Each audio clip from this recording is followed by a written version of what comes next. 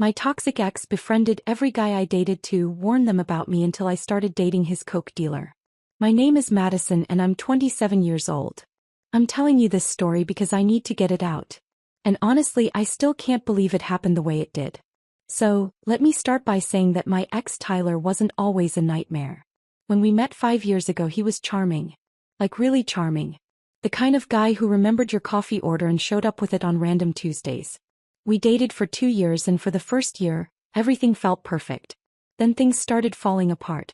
I won't bore you with all the details of how our relationship ended. But let's just say Tyler had a problem with control.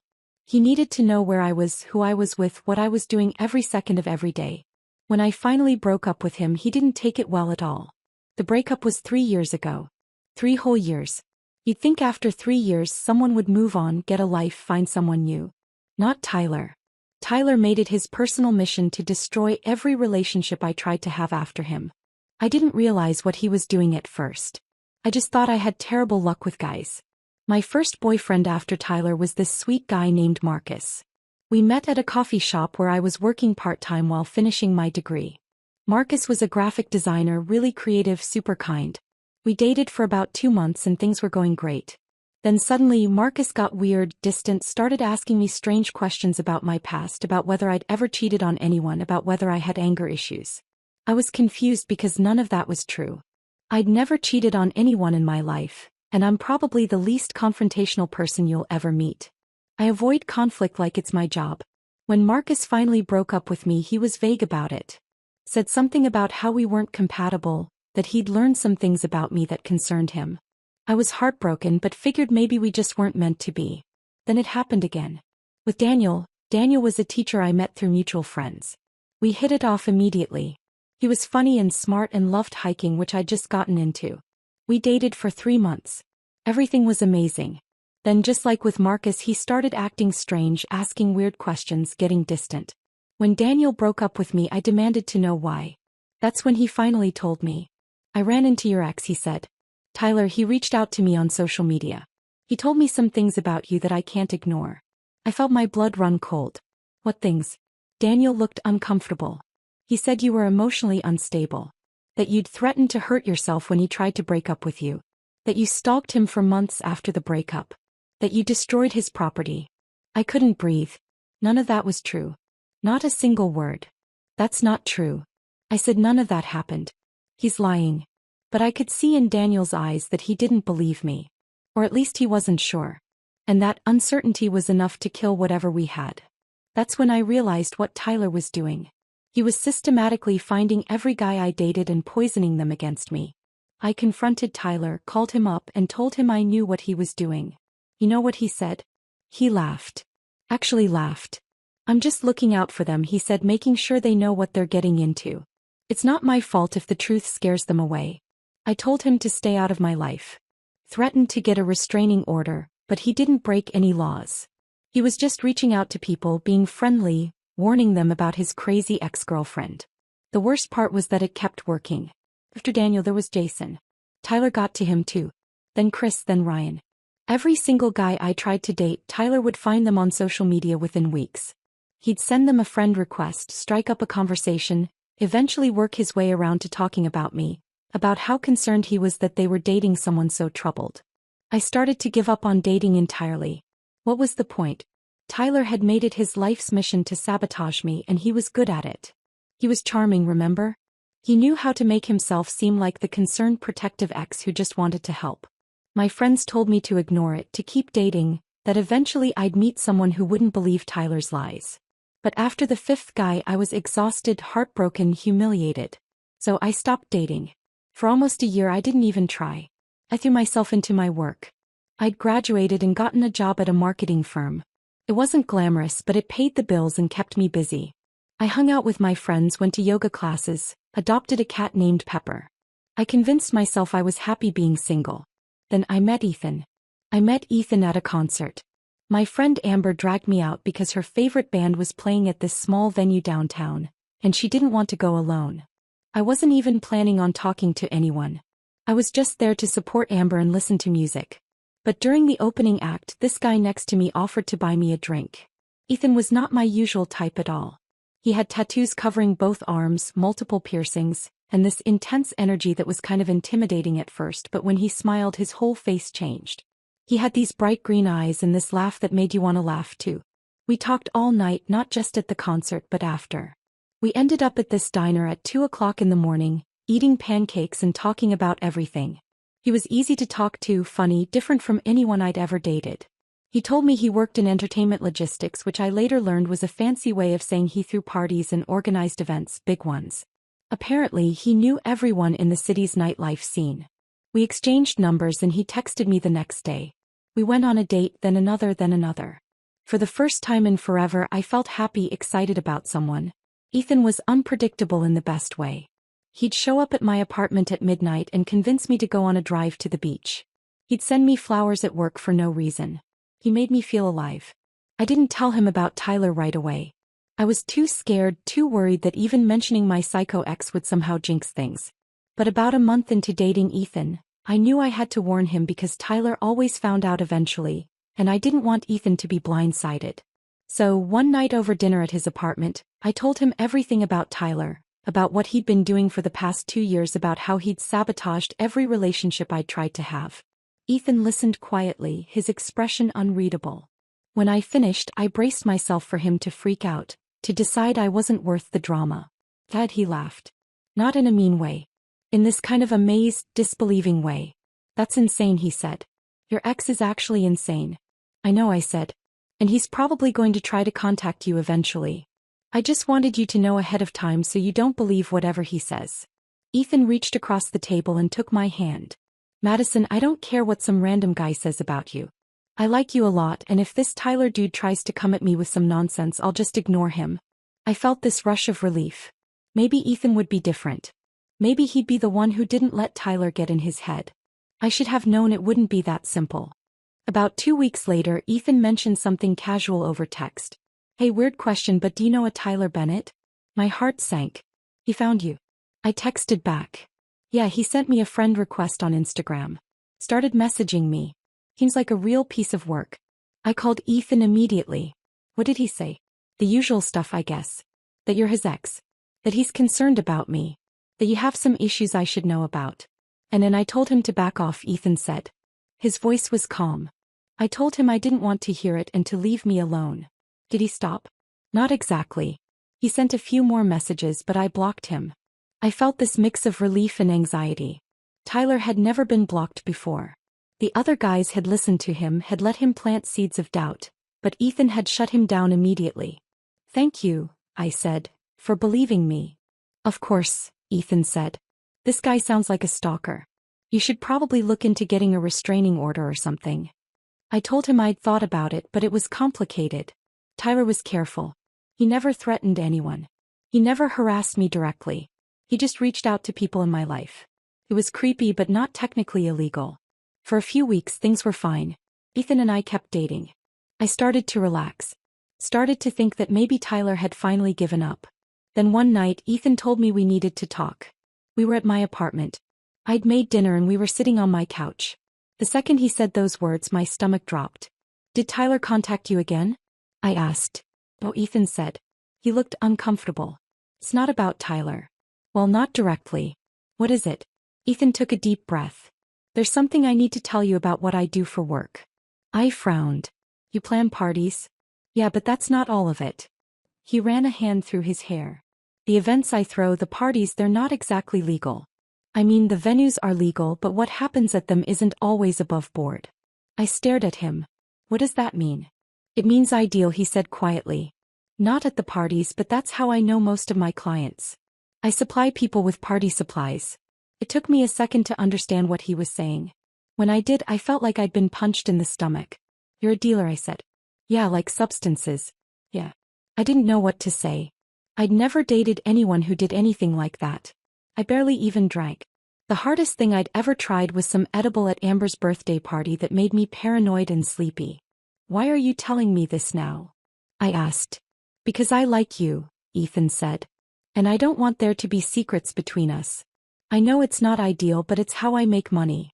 I'm good at it and it pays really well. But I understand if this is a deal breaker for you. I should have ended it right there. I know that it was the smart thing to do, but I didn't.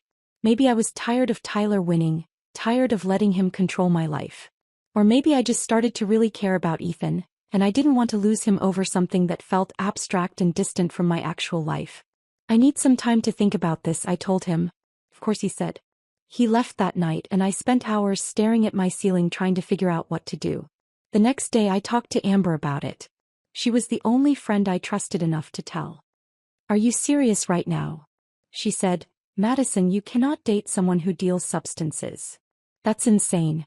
I know, I said. But he's been so good to me and he's honest. He didn't have to tell me. He told you because he had to, Amber said. Because eventually you would have found out. This is not some romantic honesty thing. This is him covering his butt. She was probably right, but I didn't want her to be. What if I just see where it goes, I said. It's not like he's dangerous. He's just a businessman who happens to have an unconventional business. Amber looked at me like I'd grown a second head. Listen to yourself. You're making excuses for someone who could get arrested at any moment. Who could get you arrested just for being around him. That part hadn't occurred to me. The legal ramifications of dating someone like Ethan. But then I thought about Tyler. About how he'd spent years making sure I couldn't be happy with anyone. About how Ethan was the first person who'd stood up to him. Who'd chosen me over Tyler's lies. I'm going to keep seeing him. I said. Amber sighed. But don't say I didn't warn you. I kept dating Ethan. And honestly, for a while, everything was great, better than great. He was sweet and attentive and never made me feel like his work was more important than me. We fell into this comfortable rhythm. I'd spend weekends at his place. He'd cook for me. We'd watch movies and talk about our days. I tried not to think too hard about what he did for work, about the people he sold to, about the risks he was taking. Then about 3 months into our relationship, something weird happened. I was at Ethan's apartment waiting for him to get home from a meeting. I was on his couch scrolling through my phone when I heard a knock at the door. I figured it was a delivery or maybe one of Ethan's friends. So I opened it. Tyler was standing there. I froze. Completely froze. Madison, Tyler said. He looked shocked to see me. What are you doing here? What are you doing here? I shot back. I'm here to see Ethan, he said. My brain couldn't process what was happening. How do you know Ethan? Tyler's expression shifted. He looked confused. Then understanding dawned on his face and he smiled. That same smug smile I used to love and now hated. Oh, he said. Oh, this is perfect. What are you talking about? Ethan is my dealer, Tyler said. Has been for about a year. I had no idea he was dating you. This is hilarious. I felt sick. Really sick. Before I could respond, Ethan appeared in the hallway behind Tyler. He was carrying a takeout bag from our favorite Thai place. When he saw both of us standing there, his face went pale. What's going on? Ethan asked. You're Tyler's dealer, I said. My voice came out strangled. Ethan looked between us. You two know each other? She's my ex, Tyler said cheerfully. The one I told you about. Small world, huh? Ethan's expression hardened. You need to leave, man. I'm here to pick up, Tyler said. We had an appointment. I don't care. Leave. Tyler held up his hands. Whoa. Didn't mean to cause drama, but hey Madison, good luck with this one. Seems like you really upgraded from me. The sarcasm in his voice was thick. He was loving this, loving the fact that he'd somehow inserted himself into my life again. Ethan stepped forward. Leave now or I'm calling someone who will make you leave. Tyler finally left, still smiling, that infuriating smile. When the door closed, I turned to Ethan. Tyler is your client. Was Ethan said. I'm done with him. For how long? How long have you been selling to him? About a year, maybe a little more. Ethan set the food down on the counter. I didn't know who he was, Madison. I had no idea he was your ex until just now. Did you tell him about me? I asked. When you first started dating me, did you mention it to him? Oh, Ethan said. I don't talk to my clients about my personal life. That's rule number 1. I believed him, but it didn't make the situation any less awful. Tyler now knew I was dating Ethan. And worse, Ethan had been selling to Tyler for over a year. The same Tyler who'd been systematically ruining my life. I sat down on the couch. My hands were shaking. I need you to cut him off completely. I said. No more selling to him. No more contact. Already done, Ethan said. I meant what I said. I'm done with him. He's not going to let this go. I said, you don't know him like I do. He's going to use this. He's going to find some way to make this worse. Ethan sat down next to me. Let him try.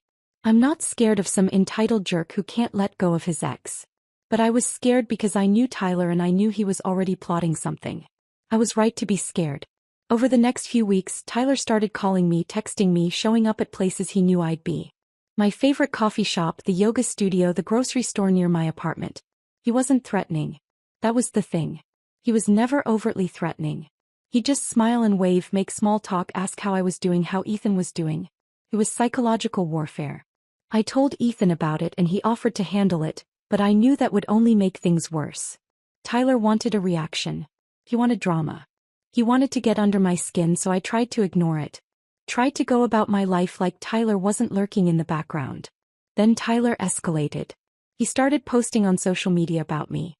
Not directly, but in this obvious passive-aggressive way. Posts about toxic people, about exes who refuse to take accountability, about how some people never change. My friends noticed, started asking me about it. I had to explain the whole situation over and over again. It was humiliating.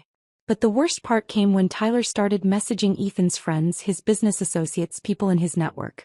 He told them that Ethan was dating his ex, that I was bad news, that I had a history of causing problems, that Ethan should be careful. It was exactly what he'd done to all my previous boyfriends. But now he was doing it to Ethan's entire social circle. Ethan started losing clients. People who'd worked with him for years suddenly stopped calling, stopped placing orders. He didn't tell me at first, but I could tell something was wrong. He was stressed, distracted, worried about money. When I finally got it out of him, I was devastated. This is my fault, I said. Tyler is doing this because of me. It's not your fault, Ethan said. It's his fault. He's the one choosing to be a psycho. But I felt responsible. Tyler was destroying Ethan's livelihood because Ethan had refused to listen to his lies about me. I decided I needed to confront Tyler again. Face to face, I called him and asked to meet. He sounded surprised but agreed immediately. We met at a neutral location, a park near downtown. Tyler showed up looking smug like he'd already won. What do you want, Madison? He asked. I want you to stop, I said. Stop contacting Ethan's friends. Stop posting about me. Stop showing up everywhere I go. Just leave me alone. I'm not doing anything wrong, Tyler said. I'm just exercising my free speech. I'm allowed to post what I want on my own social media. I'm allowed to talk to my friends. Ethan's friends aren't your friends, I said. You're deliberately sabotaging his business. Tyler shrugged. Not my problem if people don't want to work with someone who has bad judgment. Why are you doing this? I asked. It's been 3 years, Tyler. 3 years. Why can't you just move on? For the first time, Tyler's expression shifted. Something darker flickered across his face. Because you embarrassed me, he said. When you left me, you made me look like a fool, like I wasn't good enough. Everyone knew you dumped me. Everyone knew I couldn't keep you happy. So this is about your ego. This is about respect, Tyler said. You don't get to just walk away from me and move on like I didn't matter. Like those 2 years meant nothing. They did matter, I said. But they're over. You need to accept that. Tyler laughed. That cold, humorless laugh. I'll accept it when you understand what it feels like to lose something you care about over and over again. The way you made me feel. That's when I realized Tyler wasn't just obsessed with me. He was genuinely unwell. He'd built this entire narrative in his head where I was the villain and he was the victim, and nothing I said would change that. I left the park feeling hopeless. Tyler wasn't going to stop, and as long as I was with Ethan, he was going to keep destroying Ethan's life. That night, I told Ethan we should break up. No, he said immediately. Ethan, he's ruining your business. You're losing money because of me. I don't care about the money, Ethan said. You should care. This is your livelihood. I'll figure it out, Ethan said. I'm not letting him win. I'm not letting him drive you away. I started crying. I'm so tired. I'm so tired of Tyler controlling everything. Of him always being there, always watching, always waiting to destroy anything good in my life. Ethan pulled me close. Then we need to find a way to stop him. For good. How? I asked. I've tried everything. Confronting him, ignoring him, threatening legal action. Nothing works. Ethan was quiet for a long moment. Then he said, what if we give him what he wants? I pulled back to look at him. What if we let him think he's won? Let him think he's successfully driven us apart. Then he'll back off. And once he's backed off, we can figure out our next move. I didn't love the idea of pretending to break up, but I was out of options. You really think that would work? I think it's worth a try, Ethan said. So that's what we did. We staged a breakup, made it public on social media. I even told Amber about it, swearing her to secrecy about the fact that it wasn't real. Tyler bought it immediately. He reached out to me a few days later. All fake sympathy and concern. Hey, I heard about you and Ethan. I'm sorry things didn't work out. I wanted to throw my phone across the room, but I played along. Yeah, it just wasn't meant to be, I said. Well, if you ever need someone to talk to, I'm here. Tyler said, the audacity. The absolute audacity. But I stayed calm. Thanks, Tyler. For a few weeks, Tyler seemed satisfied. He stopped posting about me, stopped showing up at random places. Ethan's business started to recover as word spread that we'd broken up. Ethan and I kept seeing each other in secret. It was actually kind of exciting at first, sneaking around, but it also sucked not being able to be public about our relationship. Then something unexpected happened. Ethan came to my apartment one night looking shaken. What's wrong? I asked. Tyler contacted me. He said my blood ran cold. What? Why? He wants to buy again. Said he heard we broke up and figured there was no conflict of interest anymore. I felt sick. You're not going to sell to him, are you? Oh, Ethan said. But that's not the thing that's bothering me. What is it? Ethan sat down. When he reached out, he was different, more aggressive. He said something weird. He said he was glad we broke up because now he could tell me the truth about you. The truth? Yeah. He said he'd been holding back before because he didn't want to seem like he was just trying to sabotage the relationship. But now that we were done, he wanted to help me by telling me what you're really like. What did he say? Ethan looked at me. He said you're dangerous. That when you were together, you manipulated him, controlled him, that you threatened him when he tried to leave. He said you made his life miserable and that he's only been trying to protect people from you. I felt tears prick my eyes. None of that is true. I know, Ethan said. But Madison, he believes it. He really genuinely believes his own lies, and that makes him way more dangerous than I thought. We sat in silence for a moment. There's more, Ethan said. He told me he has proof that he's been documenting everything you've done for years. He said, if I ever wanted to see it, he'd show me. Proof of what? I haven't done anything. I know, but he's clearly built some kind of case against you in his mind, and I think we need to find out what it is. That's when Ethan suggested something risky, something that made my stomach turn. I'm going to tell him I want to see the proof, Ethan said. I'll tell him I'm interested, that I'm starting to have doubts about you. That maybe we got back together briefly and I need to know the truth. No, I said immediately. That's too dangerous. What if he figures out we're still together? He won't, Ethan said. I'll be careful, but we need to know what we're dealing with. If he has some kind of documentation, some kind of fake evidence, we need to see it so we can figure out how to fight back. I didn't like it, but Ethan was right. We needed to know what Tyler had. So Ethan reached out to Tyler, told him he was reconsidering things with me, that he needed to see this proof Tyler kept talking about. Tyler jumped at the opportunity, set up a meeting at his apartment for the following week. Ethan went to that meeting. I waited at my apartment, anxious and terrified, until he got back. When Ethan finally walked through my door, he looked disturbed. What happened? I asked. Ethan sat down heavily on my couch. Madison, he's completely delusional. What do you mean? He has this entire room, like a whole room dedicated to you.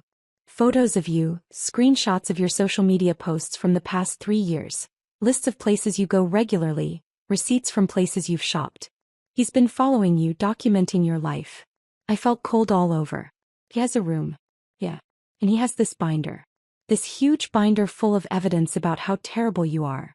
Except none of it is evidence of anything. It's just random stuff. A photo of you looking upset in a coffee shop with a caption about how you're clearly unstable. A screenshot of a text message where you told him you needed space, which he claims is proof you were threatening him. It's all twisted. All taken completely out of context. Oh my God. I whispered. He walked me through the whole thing. Ethan continued. Explained his case against you. How you've been stalking him for years. How you've been trying to ruin his life. Madison, he has it completely backwards. Everything he's accusing you of is what he's been doing to you. I couldn't speak. Couldn't process what Ethan was telling me. We need to go to the authorities. Ethan said. This isn't just obsession anymore. This is stalking. This is harassment. He has an entire room dedicated to tracking your life. Did you take pictures? I asked. Yeah. Ethan said. I pretended to use the bathroom and snapped photos of everything I could. The room, the binder, all of it. He showed me his phone. The photos made me want to throw up. Tyler's apartment wall was covered with pictures of me. Some I'd posted online, some I hadn't, some that looked like they had been taken from a distance without my knowledge. We went to the authorities the next day, filed a report, showed them the photos, explained the entire situation. The officer who took our statement looked grim. This is definitely concerning. We're going to look into it, but I wasn't hopeful. Tyler was clever. He'd been careful not to break any laws, or at least not any laws he could easily be prosecuted for. Days passed. Then a week I didn't hear anything from the authorities. Didn't hear anything from Tyler either, which was almost more unsettling. Then 2 weeks after Ethan's visit to Tyler's apartment, I got a call from an unknown number. It was a detective. He wanted to meet with me about Tyler. I went to the station immediately. The detective, a woman named Detective Rodriguez, sat me down in an interview room. Miss Reynolds, she said, we've been investigating Tyler Bennett following your report. And we've uncovered some concerning things. Like what? I asked. Mr. Bennett has been under investigation for something unrelated to you. We can't share all the details, but your report helped us connect some dots. We've been building a case against him for harassment and stalking, not just of you but of several other individuals. My eyes widened. Other people? Yes, you're not his only target. There are at least 3 other women who filed reports about similar behavior. Ex-girlfriends who he's been systematically harassing for years. I felt a mix of horror and relief. Horror that other women had gone through what I'd gone through. Relief that I wasn't alone, that I wasn't crazy. What happens now? I asked. We're obtaining a warrant to search his apartment. Given what you and Mr. Sullivan provided along with the other evidence we've gathered, we have enough for an arrest warrant as well. I couldn't believe it. After 3 years of Tyler getting away with everything, the authorities were finally taking action. There's one more thing. Detective Rodriguez said, we need you to be careful. When Mr. Bennett finds out about the investigation, he may escalate. We're going to move quickly, but until he's in custody, you should take precautions. She gave me some safety guidelines. Stay in public places. Let friends know where I was. Consider staying with someone for a few days. I went straight to Ethan's apartment. Told him everything. Finally, Ethan said. Finally, someone's holding him accountable. That night, I felt like I could breathe for the first time in years. Like maybe, just maybe, this nightmare was actually ending. The next morning, Detective Rodriguez called me again. We've arrested Tyler Bennett, she said. He's in custody. I started crying. I couldn't help it. 3 years of fear and anxiety and manipulation, and it was finally over. What did you find? I asked. In his apartment. A lot, Detective Rodriguez said. Enough to charge him with multiple counts of stalking and harassment. The room you described was even worse than your photos showed. He had tracking software on his computer. He'd been monitoring your location, your social media, everything. He'd been doing the same to the other victims. How is that even possible? I asked. I never gave him access to any of my accounts. He's good with technology, she said. We're still figuring out exactly how he did it, but he found ways to access information he shouldn't have had access to. Over the next few weeks, the case against Tyler built. The other women came forward. Their stories were eerily similar to mine. Tyler had dated them, broken up badly, then spent years sabotaging their lives. One woman, Jessica, had lost a job because Tyler had contacted her employer with false accusations. Another woman, Natalie, had moved to a different state to get away from him, but he'd found her there too. We all gave statements. We all provided evidence. Tyler's lawyer tried to paint him as a concerned ex-boyfriend who'd been falsely accused. But the evidence was overwhelming. The room, the tracking software, the documented harassment of multiple women over several years. The trial took months. I had to testify. Had to sit in a courtroom and recount everything Tyler had put me through. It was one of the hardest things I'd ever done. But when the jury came back with a guilty verdict, it was worth it. Tyler was sentenced to 3 years in prison for stalking and harassment. He was also ordered to stay away from all of his victims permanently. No contact, no social media, nothing. When the judge read the sentence, I felt something I hadn't felt in years. Free. I was finally free. Ethan and I went public with our relationship after the trial. It felt amazing to not have to hide anymore, to be able to post photos together, to go places without looking over my shoulder. My life started to feel normal again. I got a promotion at work. Ethan's business recovered and then some. We moved in together after about a year, but the best part was the relationships I built with the other women Tyler had tormented. Jessica, Natalie, and a woman named Melissa. We formed this unexpected support group. We'd meet for coffee sometimes, talk about our experiences, help each other heal. It's been 2 years since Tyler's sentencing. He's still in prison. He'll be out in about a year, but by then I'll be long gone from this city. Ethan got an opportunity to expand his legitimate business, the party planning part, to another state. We're moving next month. I'm not running away this time. I'm moving forward. Starting fresh somewhere new. Somewhere Tyler has never been. Somewhere I can just be Madison, not Tyler's victim. Looking back, I sometimes can't believe how close I came to letting Tyler destroy my life completely. How close I came to giving up on relationships altogether. If I hadn't met Ethan that night at the concert, I don't know where I'd be. Still alone, probably still scared, still letting Tyler's shadow hang over everything I did. But I did meet Ethan, and Ethan refused to let Tyler win. He stood up to him in a way no one else had. He believed me when others had doubted. The irony isn't lost on me that the person who finally helped me break free from Tyler was Tyler's own dealer. That Tyler's own actions, his own need to control and manipulate, led him to introduce me to the one person who would help bring him down. Amber calls it poetic justice. I call it lucky. Either way, I'm grateful. Sometimes people ask me if I'm afraid of what will happen when Tyler gets out of prison. If I worry he'll come after me again. Honestly, a little. There's always that fear in the back of my mind. But I'm not the same person I was 3 years ago. I'm not alone anymore. I have Ethan. I have friends who know the truth. I have a support system. And more importantly, Tyler's on record now. If he tries anything at all, he'll go right back to prison. The authorities are watching him. His probation officer will be watching him. Everyone will be watching him. He doesn't have power over me anymore. Last week I got a message from Natalie. She's engaged now. Getting married next spring. She invited all of us, the women from Tyler's past, to her wedding. I want you all there, she wrote. Because you're the only ones who truly understand what it took for me to get here, to be happy, to trust someone enough to marry them. I'm going to that wedding. We all are. And I'm going to dance and celebrate and not think about Tyler for a single second, because he's taken enough of my time, enough of my energy, enough of my life. I'm done giving him anything. And you know what the best part is? A few months ago I ran into Marcus, my second boyfriend after Tyler, the one who broke up with me because of Tyler's lies. We got coffee, caught up. I told him what had happened, about the trial, about everything. He apologized, said he wished he'd listened to me back then, that he'd believed Tyler's lies when he should have trusted his gut about me. For what it's worth, Marcus said, I knew pretty quickly after we broke up that I'd made a mistake, that Tyler was full of it. But by then I'd already screwed everything up. It was nice to hear, nice to know that I wasn't crazy, that the guys Tyler had gotten to had eventually seen through him. But I'm with Ethan now, and I wouldn't change that for anything. Sometimes I think about what my life would look like if Tyler hadn't been caught. If I'd just given up on dating entirely, if I'd let him win. It's a dark thought. One I try not to dwell on. But then I look at where I am now. At the apartment I share with Ethan.